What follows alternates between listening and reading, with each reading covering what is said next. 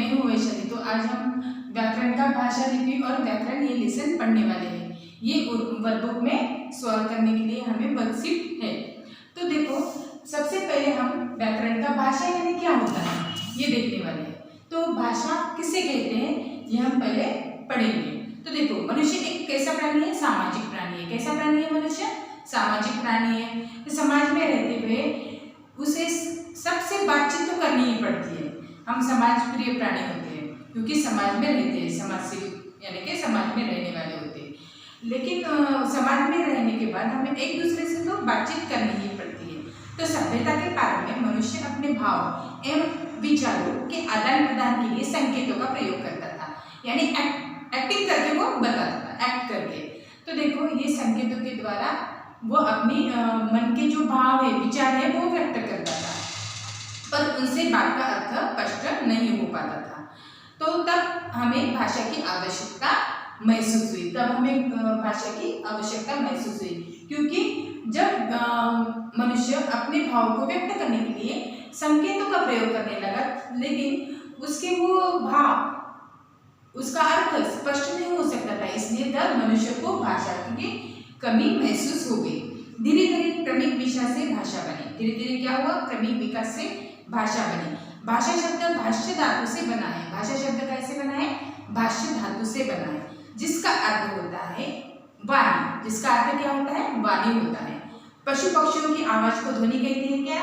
नहीं, उसे भाषा कहते हैं क्या? वो ध्वनि होती है, लेकिन उसे भाषा नहीं कहा जाता, क्योंकि हमारे मुंह से भी कुछ ध्वनियां निकलती है, लेकिन उसे भाषा नहीं कहा जा सकता। देखो, मुंह से निकली कोई भी ध्वनि भाषा नहीं होती। मुंह से निकली कोई भी ध्वनि भाषा होती है कि हम अलग अलग तरह की आवाज निकालते हैं, वो भाषा होती है कि नहीं होती है? देखो, भाषा कैसे होती है? भाषा सार्थक ध्वनियों से बने शब्दों के मेल से बनती है। भाषा सार्थक ध्वनियों से बने शब्दों के मेल से बनती है।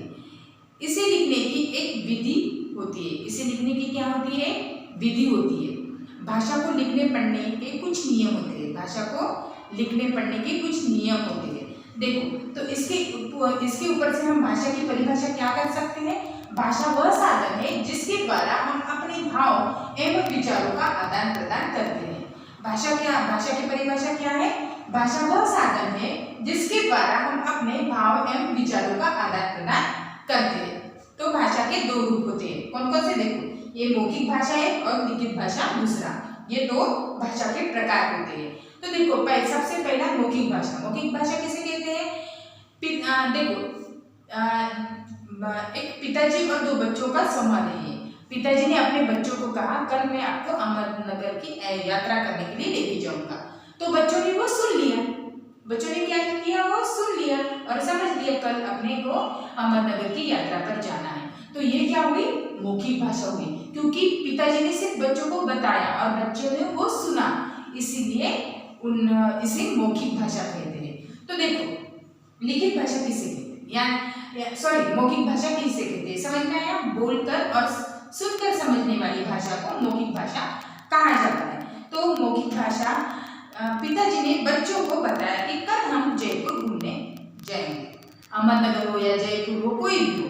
तो देखो, यह बात दोनों बच्चों ने सुनी। यहाँ पिताजी ने बच्चों को बोलकर अपनी बात समझाई तथा बच्चों ने उसे सुनकर समझा। यह भाषा का मौखिक रूप हुआ। मौखिक भाषा में वक्ता बोलकर अपनी बात समझाता है और श्रोता सुनकर समझता है। भाषा के इस रूप का सर्वाधिक प्रयोग होता है क्योंकि मनुष्य पहले बोलना ही सीखा था, यानी कि भाषा में मौखिक भाषा का प्रयोग सबसे ज्यादा होता है क्योंकि मनुष्य ने सबसे पहले बोलना ही सीखा था। तो देखो, कहानी वाचन, भाषण, वार्तालाप, काव्य पाठ, वाद विवाद आदि मौखिक भाषा के रूप होते हैं। तो लिखित भाषा किसे कहते हैं? देखो, बच्चों को पिताजी ने अहमदनगर की यात्रा करने के लिए लेके गए थे। तो वो क्या किया? बच्चों ने अपनी दादी को पत्र के द्वारा लिखकर बताया हमने अहमदनगर की यात्रा कैसे की, यानी जयपुर हो या अहमदनगर हो, कौन सा भी। तो वहाँ पे हमने यात्रा कैसी की अपनी दादी को उन्होंने पत्र के माध्यम से लिख कर भेजा और दादी ने क्या किया? वो पत्र पढ़कर उनकी अहमदनगर की यात्रा कैसी हुई ये समझ लिया। तो इसे क्या कहते हैं? फिर लिखित भाषा, यानी लिखकर किसी को बताना और वो पढ़कर समझ लेना, इसे क्या कहते हैं? लिखित भाषा कहते हैं। तो देखो, बच्चों ने जयपुर से आकर अपनी जयपुर यात्रा के बारे में वर्णन करते हुए अपनी दादी को पत्र लिखा। दादी जी को पत्र पढ़कर उनकी जयपुर के बारे में पता चला। यह भाषा का लिखित रूप है। लिखित भाषा में एक व्यक्ति लिखकर बात कहता है और दूसरा व्यक्ति पढ़कर उसे समझ लेता है। तो देखो, पत्र लेखन, कविता लेखन, कहानी लेखन, सार लेखन आदि लिखित भाषा के उदाहरण हैं। तो समझ में आया ये लिखित भाषा, मौखिक भाषा किसे कहते हैं और भाषा किसे कहते हैं, ये पूरा समझ में आया ही होगा। तो अब हम देखते हैं लिपि। लिपि किसे कहते हैं? तो देखो, भाषा की ध्वनियों को लिखते समय जिन चिन्हों का प्रयोग होता है उसे लिपि कहते हैं। देखो, भाषा की ध्वनियों को लिखते समय जिन चिन्हों का प्रयोग होता है उसे लिपि कहते हैं। अपने विचारों और भावों को संरक्षित रखने के लिए लिपि का विकास हुआ। देखो, अपने भावों को और विचारों को संरक्षित रखने के लिए लिपि का विकास हुआ। प्रत्येक भाषा की अपनी एक लिपि होती है और प्रत्येक भाषा की, जैसे हिंदी, अंग्रेजी, मराठी, तेलुगु, तमिल, ये सब भाषाओं की अपनी एक लिपि होती है। देखो, इसके ऊपर से हम लिपि की परिभाषा क्या कर सकते हैं? ध्वनियों के लिखने की विधि को लिपि कहते हैं। ध्वनियों के लिखने की विधि को क्या कहते हैं? लिपि कहते हैं।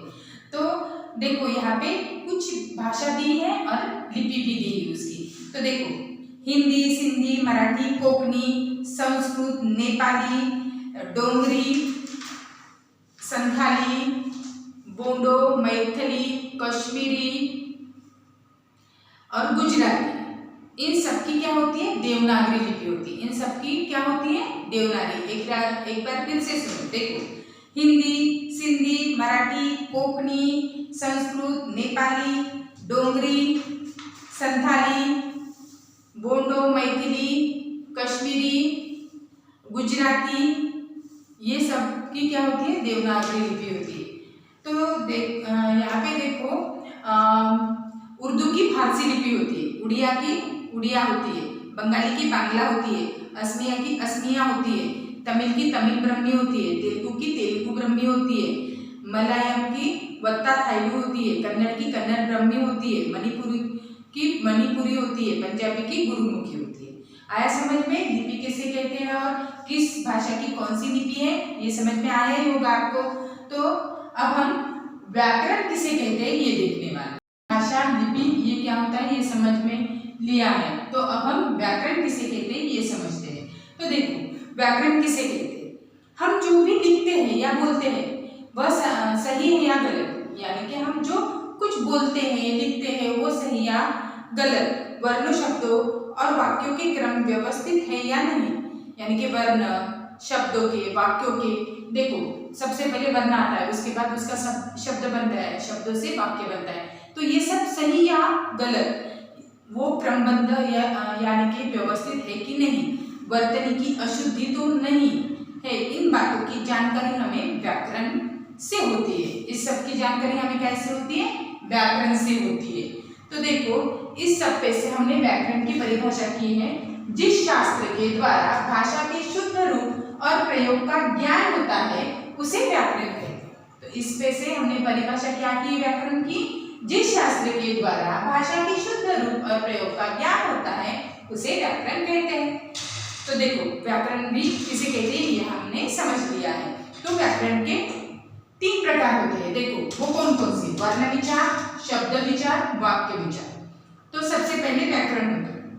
व्याकरण किसे कहते हैं वो मालूम है ना? वर्ण सबसे पहले आते हैं, वर्णों से शब्द बनते हैं और शब्दों से वाक्य बनते हैं। तो ये व्याकरण किसे कहते हैं ये भी हमने समझ लिया है। तो मैं आशा करती हूँ ये भाषा, लिपि और व्याकरण आपको समझ में आया ही होगा। तब तक के लिए धन्यवाद।